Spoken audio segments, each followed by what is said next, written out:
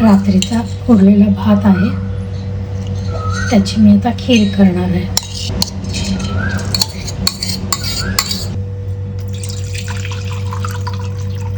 भात जेवढा होता त्याच्या दुप्पट पाणी.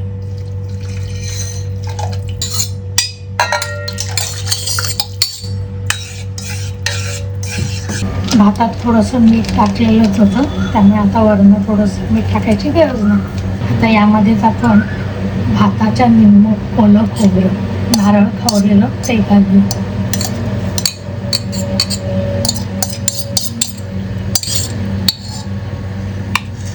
याला आता एक उकळा.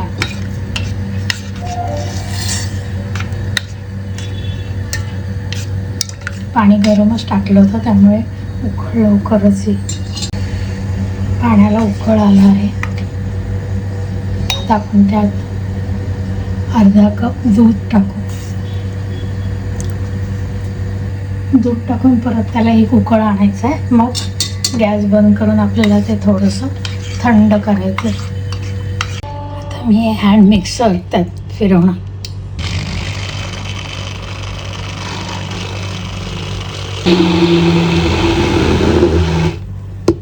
पुन्हा आता गॅसवर ठेवायचा. गॅस मात्र आता मंद ठेवायचा.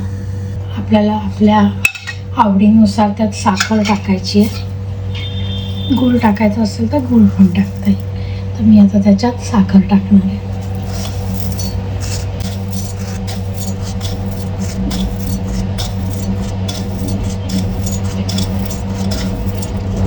मी 10 चमचे, किलोवरचा चमचा आहे, 10 चमचे साखर त्यात टाकली.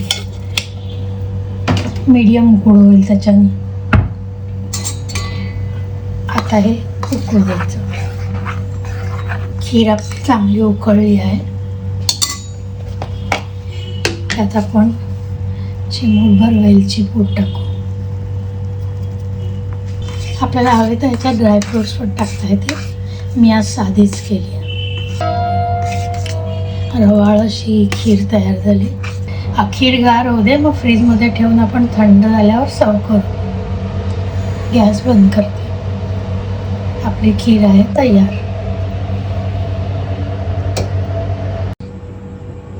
ही खीर आपण गरमही खाऊ शकतो आणि गारही खाऊ शकतो.